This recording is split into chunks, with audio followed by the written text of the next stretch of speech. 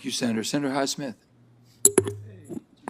Thank you, Mr. Chairman, and thank you to our witnesses willing to testify and participate in this process today. And if you're confirmed, your energy going forward is certainly appreciated and admired.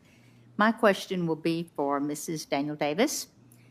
As we have already discussed, and most of us are aware of, federal onshore and offshore oil and gas leasing has been under attack from the Biden administration moratoriums. For offshore leasing, there is still more to be done in order to fully comply with the Outer Continental Shelf Lands Act and to ensure that the 5-year plan is completed before a quickly approaching deadline that we've discussed. The Gulf of Mexico is vital to our nation's energy security by providing approximately 20% of Americans' oil and natural gas production. Given the detrimental impact that pausing offshore oil and gas leasing has for Gulf Coast states such as Mississippi and the nation, how do you view the Gulf of Mexico in terms of American oil and gas production now and in the future?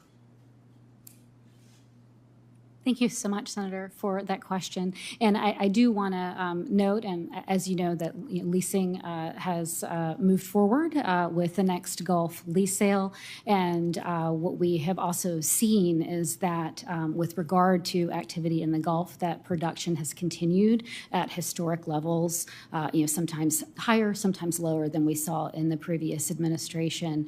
And I think it is certainly accurate that the Gulf of Mexico oil and gas activity is sort of the locus of offshore activity in America. And I think I'll sort of refer to what the Secretary said one of the times, or maybe more than one of the times she appeared here, that oil and gas is going to remain a part of our economy for some time.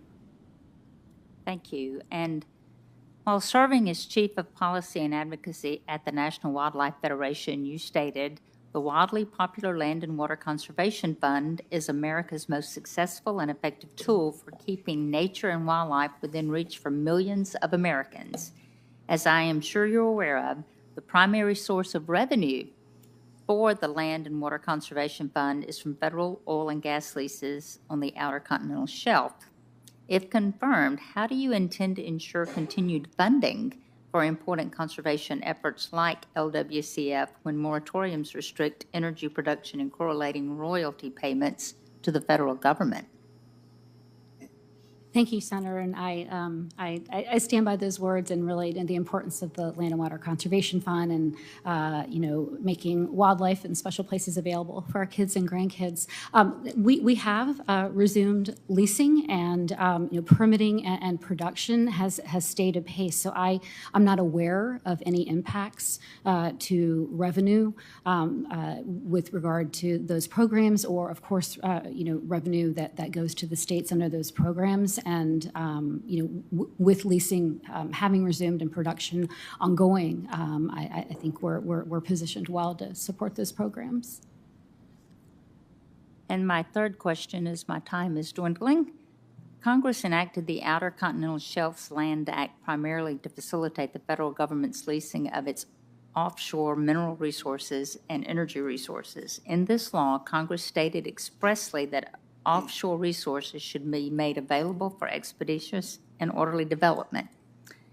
What assurances will you give us that the Bureau of Ocean Energy Management will not impose burdensome stipulations that make new leases economically unfeasible and therefore effectively unavailable for development, contrary to clear congressional intent? Thank you very much, Senator. And I think what I would say is that, that my management approach is to always be sure that the actions that I'm taking and that bureaus are taking that I might be overseeing are in compliance with the law. OXLA, as you know, has a very complex set of factors that get taken into account, and they sort of point you toward consideration of a lot of different equities, including, development appropriateness, where the resource is, consideration of marine wildlife, marine habitat, community engagement. So what I like to think of when I think of that program is that to be sure that in the conversations that I'm having with the Bureau of Ocean Energy Management and with the Bureau of Safety and Environmental Enforcement on the permitting side, that they are taking all of that into consideration and following the law. And my sense is that's very much where those bureaus are every day, moving forward with implementing the law. Thank you for that. Thank you, Mr. Chairman, Madam Chairman.